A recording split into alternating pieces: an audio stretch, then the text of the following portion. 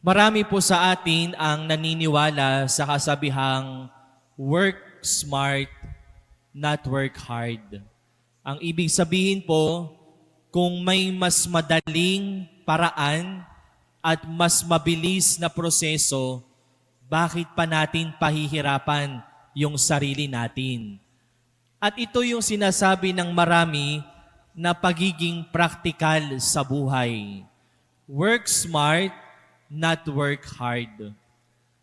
At kapag tayo ay may ganitong mentality, sasang-ayon po tayo sa mga alagad sa Ebanghelyo na mas madali kung papupuntahin na lang nila yung mahigit 5,000 katao sa nayon para sila'y kanya-kanyang bumili ng kanilang makakain kaysa sila naman yung maghanda ng pagkain para sa napakaraming taong iyon. Mas madali, katulad po ng mga alagad, na magdahilan, Panginoon, 5 tinapay lang at 2 isda ang meron tayo. Hindi po ito kakasya sa mahigit 5,000 katao. Kaya paalisin na po natin sila. Mas madaling magdahilan kaysa gumawa ng paraan. Sabi nga po natin sa Tagalog, kung gusto, may paraan. Kung ayaw, laging may dahilan. Kaya po sa Ebanghelyo natin ngayon, itinuturo sa atin ng Panginoon na ang Diyos ay makagagawa lang ng himala, hindi po sa mga pagkakataong nadadalian tayo. Ang Diyos ay makagagawa ng himala, hindi sa mga pagkakataon na madali ang buhay natin. Pero makikita natin ang himala ng Diyos kung tayo ay nagiging generous din na gumawa ng paraan para sa Diyos at para sa kapwa natin. Kaya ito po ang hamon sa atin ng Ebanghelyo. Dalhin po natin sa Diyos anumang meron tayo. Ialay po natin sa Diyos anumang makakayanan natin. Nakatulad po ng 5 tinapay at 2 isda, maaaring kakaunti sa ating mga mata, pero kapag ang Diyos na ang kumilos, sa bandang huli, ito'y magiging sobra-sobra. Sapagkat sa Panginoon, hindi po mahalaga kung gaanong kalaki o karami ang ating maibibigay. The Lord is just asking for our availability, for our willingness, for our generosity to be instruments of His grace and miracles. Sa Diyos, ang tinitingnan niya, hindi kung ano ang meron tayo. Ang tinitingnan ng Panginoon kung ano ang kaya nating ibigay para sa Kanya at para sa kapwa natin. At siguro ganitong pag-ibig ang ipinapakita po ni Jesus sa atin sa Ebanghelyo. Mas madali kung paaalisin na lang yung mga tao at bahala na sila sa buhay nila. Pero ang pag-ibig na ipinapakita sa atin ng Panginoon ay pag-ibig na handang gumawa ng paraan. Pag-ibig na handang magpaabala. Pag-ibig na handang magsakripisyo at maghirap. Di po ba tayong mga Pilipino lagi nating sinasabi, kapag po tayo ay nahihiya, pasensya ka na, naabala pa kita.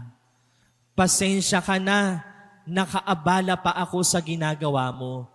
Pero yun po yung tunay na pag-ibig, na kahit tayo ay abala, kahit tayo ay maraming ginagawa, kahit tayo ay may pangangailangan din, pero ang tunay na nagmamahal, marunong magpaabala sa mga nangangailangan.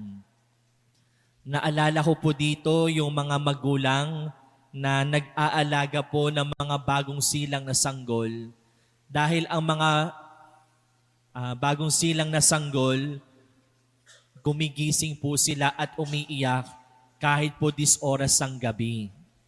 na kahit po madaling araw, sila po ay iiyak. Kahit po yung mga magulang ay pagod sa trabaho, kahit yung mga magulang ay pagod sa gawaing bahay, kahit po sila ay mayroong trabaho kinabukasan, pero sila'y babangon at babangon pa rin para alagaan ang isang umiiyak na sanggol. Naaabala ang kanilang tulog, pero okay lang sa kanila dahil mahal nila yung umiiyak na sanggol. Kaya ito yung tunay na nagmamahal.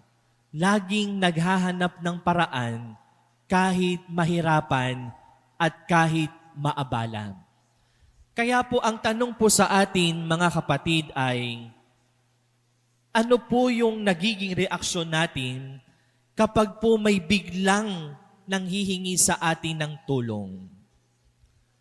Ano po yung nagiging reaksyon natin kapag mayroong hindi inaasahang tao na lumalapit sa atin para humingi ng tulong o para humingi ng kausap? Mas madali pong gumawa ng dahilan. Mas madali pong sisihin yung mga mahihirap dahil sila'y tamad, eka, etc.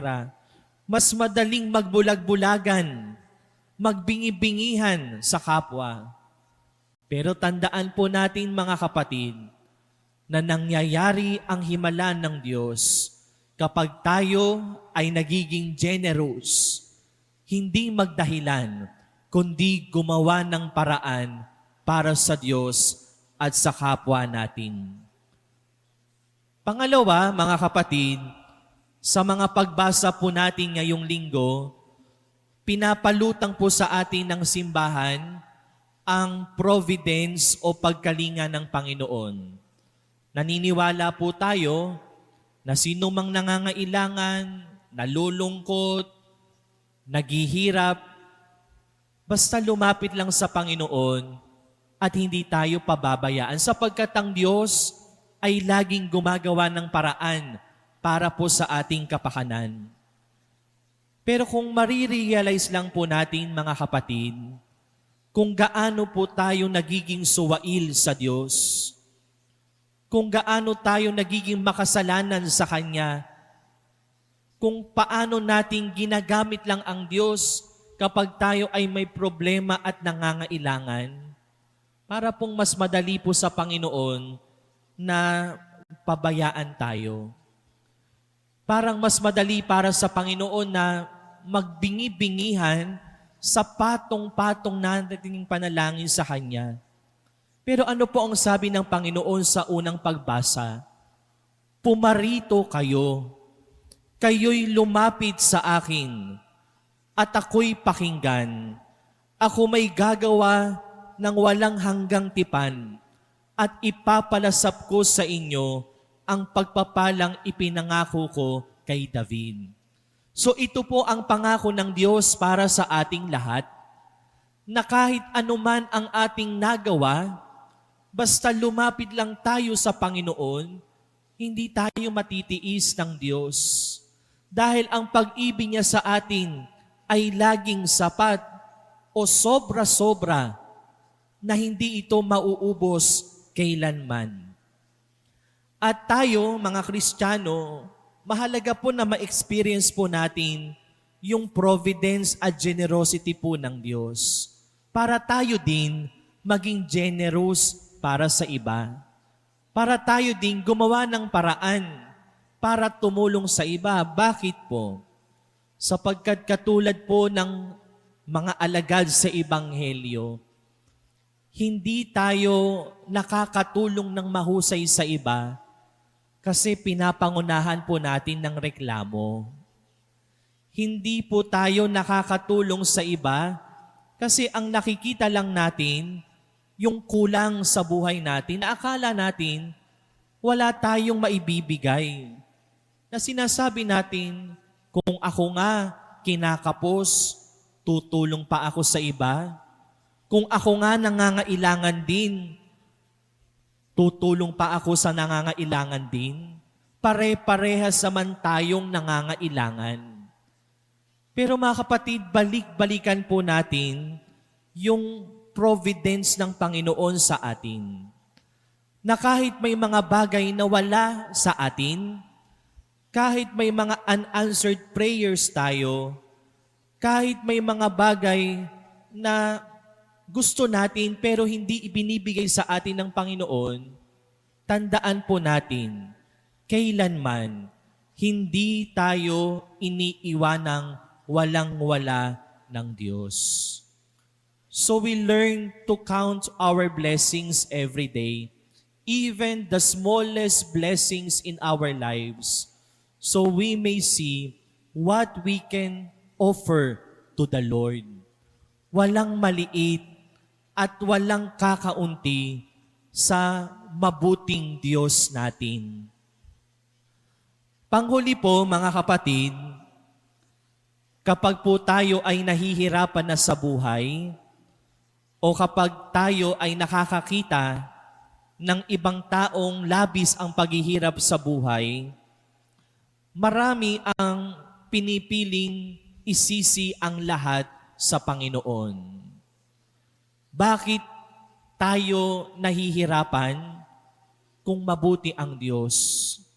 Bakit pinahihintulutan ng Diyos na tayo ay pagnakawan ng mga korap kung siya'y mabuti?